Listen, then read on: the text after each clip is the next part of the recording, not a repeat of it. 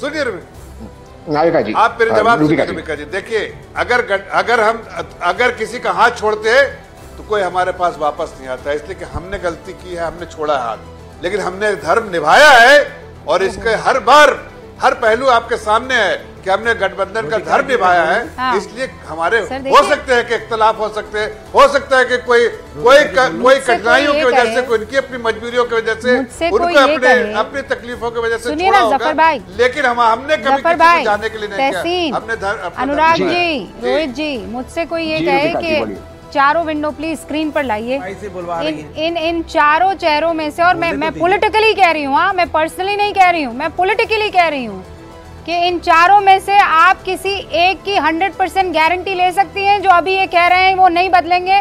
मैं अपने दोनों हाथ उठा दूंगी, कहूंगी भैया एक की गारंटी नहीं लूंगी।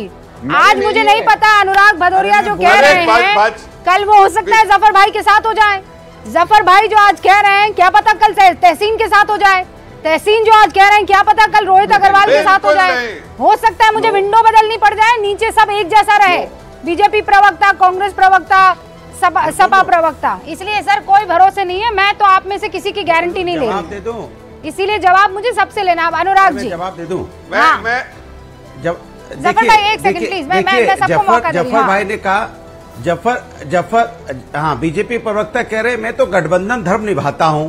तो आपने तो जनता को तो जो वादे किए थे वो भी तो एक गठबंधन होता है ना। जनता को वादे किए थे हम आएंगे तो आपको खुशहाल बनाएंगे, रोजगार देंगे, महंगाई कम कर देंगे, डीजल पेट्रोल 30-35 रुपए हो जाएगा, हर घर में रोजगार होगा। हो गया क्या? किसान की इनकम दोगुनी करने का तो आपने वादा किया था। यही तो गठबंधन होता है। जनता के साथ आप बताते थे ना हमारा गठबंधन है, हमने वादा किया है। तो क्या जनता किसान खुशहाल हो गया? वो आपने तोड़ा है ना उनका गठबंधन, उनके साथ उनका विश्वास तो तोड़ा ही है ना आपने।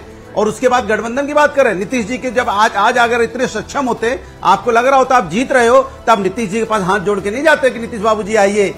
फिर दौड़ के अभी सुना बीजू जनता दल के पास भी आप हाथ जोड़े खड़े हो। आप इतने सक्षम हो, फिर आपको जरूरत क्यों पड़ रही है लोगों की? फिर आप अपने उत्तर प्रदेश में गठबंधन क्यों बना रहे हो? इसके मतलब सक्षम नहीं हो ना, तभी आपको पार्टियां तोड़नी पड़ रही है। कभी आप बीजेपी का रख रहे हैं, आप अपना बताइए ना मुझे। कभी शिवसेना को दो भागों में बांटते हो। अरे उमर अब्दुल्ला आपके साथ रहेंगे कि नहीं रहेंगे?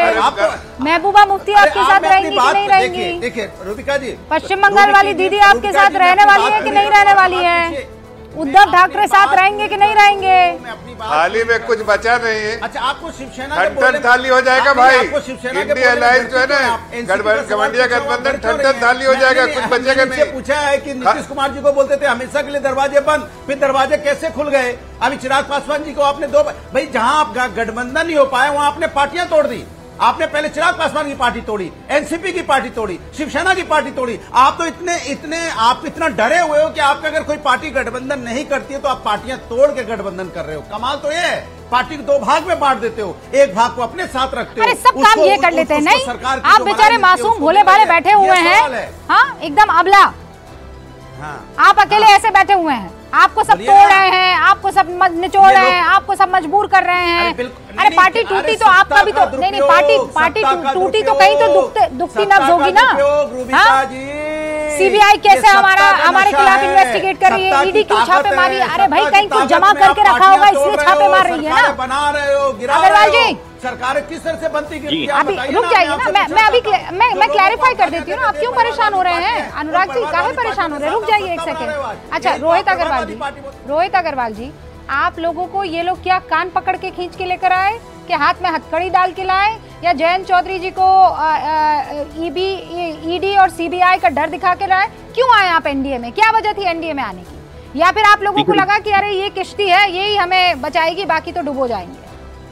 देखिए रूबिका जी, एक बात समझनी पड़ेगी कि राष्ट्रीय लोकदल की ईमानदारी की गवाही हमारी जनता देती है। राष्ट्रीय लोकदल के ऊपर ना तो ईडी का नोटिस था, ना सीबीआई का नोटिस था, ना इनकम टैक्स का नोटिस था।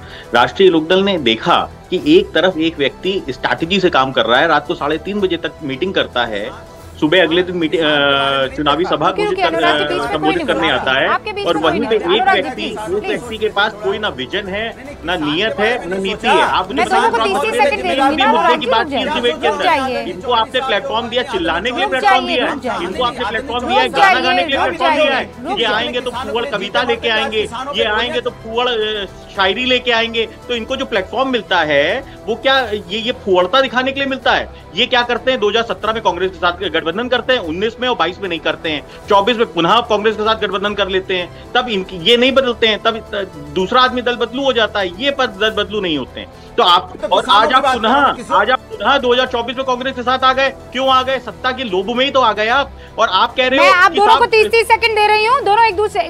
अनुराग जी सुनिए ना, ये सुनिए अनुराग जी, अग्रवाल जी एक सेकंड आपके बीच में नहीं बोले, क्यों बीच में बोले जा रहे हैं? रुक जाइए ना, मैं दोनों को पूरा मौका दे रही हूँ ना। बारे में नहीं सोचा आपने? अरे भाई की बात कर रहे हैं, शालीनता से करें डिबेट, हम शालीनता से करें, बिल्कुल सही कह रहे हैं। Thank you.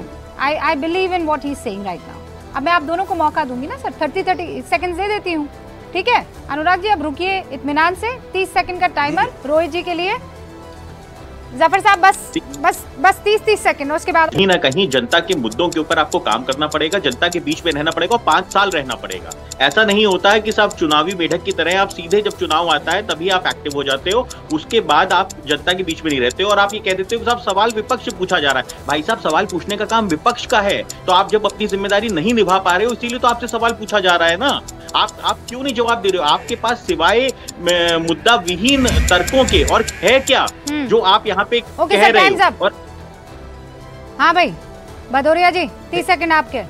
कमाल दोनों स्क्रीन पर। अच्छा कमाल की बात आरएनडी कर रहे हैं। जो चौधरी आदरणीय चरण सिंह साहब क्या वो किसानों के लिए जीते मरते थे? किसान उनकी आत्मा थी। आज उसी किसान को कुचला जा रहा है, उसी किसान को रौंदा जा रहा है, उसी किसान को क्या क्या नहीं खालिस्तानी क्या क्या नहीं बोला गया, उसी किसान को कपड़ों से पहचानने की बात हुई और किसानों के मुद्दों को लेके आप बात करने को तैयार नहीं। आप सत्ता की गोदी में जाके बैठ गए। किसान की तो सोच लेते, ना सोचते हमारी, ना सोचते आम जनता की, अरे किसान की सोचते, जिनके लिए जो किसानों के आदर्श हैं, मसीहा है चौधरी चरण सिंह साहब। हम सम्मान करते हैं कि आपने भारत रत्न दिया,